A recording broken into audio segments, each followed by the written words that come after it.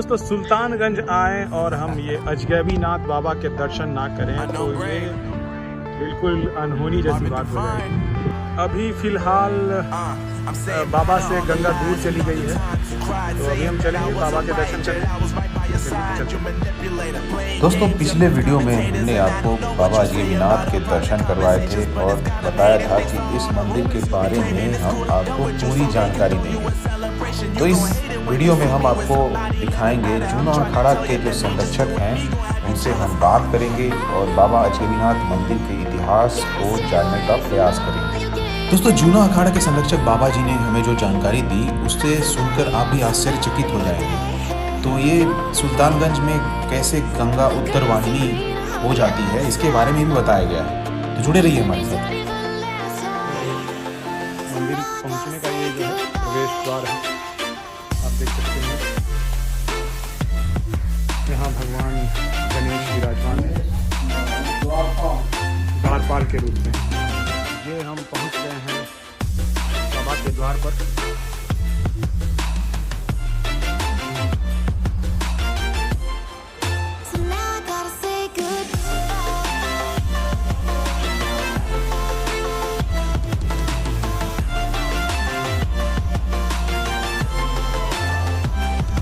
बाबा अजगैबीनाथ के दर्शन करें आप।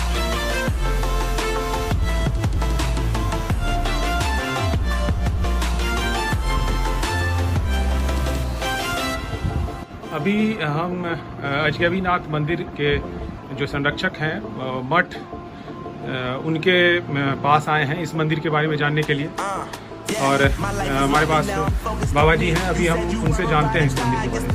बाबा जी आप अपना परिचय दीजिए। मैं श्री पंदस नाम जूना अखाड़ा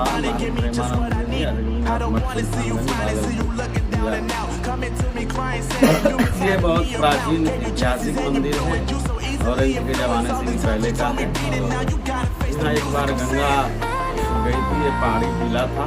यहाँ सिद्धार्थनाथ नाम के घाटी महात्मा थे, उसी पुरुष थे। उन्होंने तपस्या की है, आप उनकी शिवलिंग है और यहाँ से डेली देवघर जाना आना उनका रहता था। रोज यहाँ से जब लेके जाते आते थे, बैठे हुए थे। तो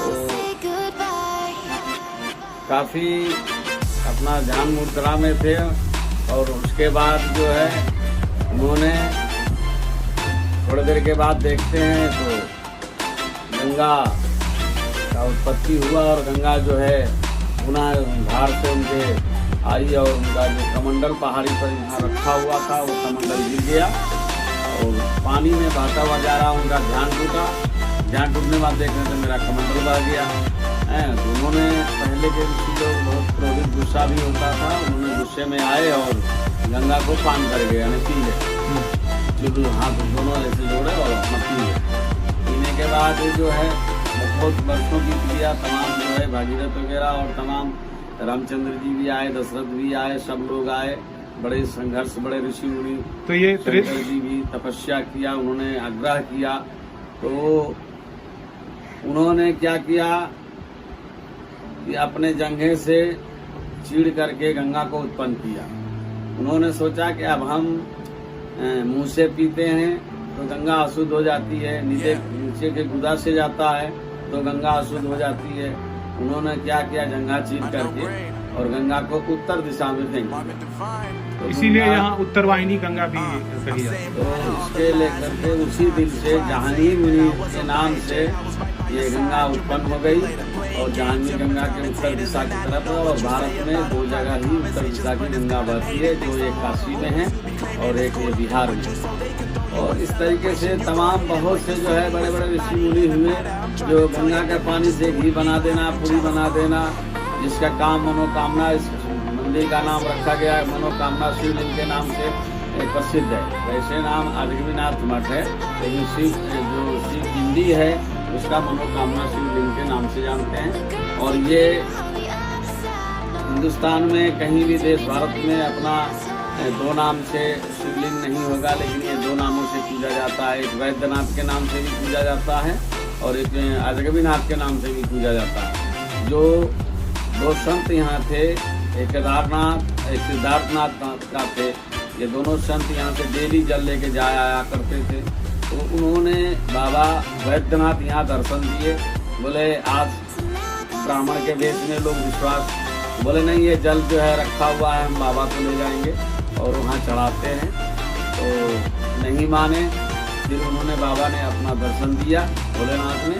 तो दर्शन देने के बाद जो है विश्वास किया। उस दिन ही मैंने संकल्प यहाँ हो गया, यहाँ का सरकारी पूजा से पहले बाबा वैद्यनाथ का जल चढ़ता है, और जब सरकारी पूजा होने के बाद से अजगबीनाथ का नाम से जल चढ़ता है। इस नाम से, दो नाम से ये शिवलिंग पूजा जाता है। जो सुबह सरकारी पूजा से पहले जब मंदिर खुलता है उस समय जो जल ढाल दिया तो बाबा वैद्यनाथ को मिलता है। और उस दिन के बाद से एक संकल्प और हुआ कि यहाँ का महंत कभी देवघर नहीं जा सकता। जो भी महंत यहाँ रहे वो देवघर नहीं जाते हैं। एकादशी का दिन एक दिन बाबा वैद्यनाथ के नाम से यहाँ का महंत जल भेजता है। तो बाबा का वैद्यनाथ का जो है विवाह, अंतिम विवाह जो अभिषेक होता है, तो यहाँ का महंत के हाथ से जो जल जाता है तो बाबा वैद्यनाथ का विवाह होता है। बाबा वैद्यनाथ का विवाह 4 जगह से जल आता है, गंगा मैंने गौमुख से और हरिद्वार से और बनारस से और यहाँ से आपका बिहार से अजगबीनाथ से। यहाँ 4 जगह से जाता है। तो बाबा वैद्यनाथ का वहाँ शादी होती है शिवरात्रि पर। और सभी जगह का महंत ऐसे हैं जो मठ के महंत लोगों को लोग आते नहीं है। एकादशी का दिन तो यहाँ जल भर के दिया जाता है, ब्राह्मण के द्वारा जल भेजा जाता है।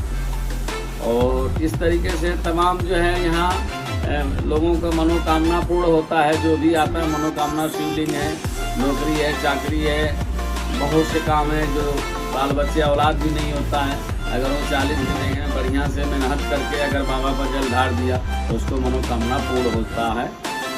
इस तरीके से शिवलिंग का बहुत चमत्कार हम लोग यहाँ जब से हम आए हैं तब से भी देख रहे हैं। ये तो आदि अनंत से चला आ रहा है और बहुत पुराना शिवलिंग है और इसको कोई स्थापना नहीं किया है। शिवलिंग स्वयं शंभु है और अपने आप प्रकट हुआ है। धन्यवाद। तो ये है वो रास्ता जहाँ से हम जूना अखाड़ा के संरक्षक बाबा जी तक पहुँचे। ये मंदिर के ऊपरी हिस्से में बना हुआ है।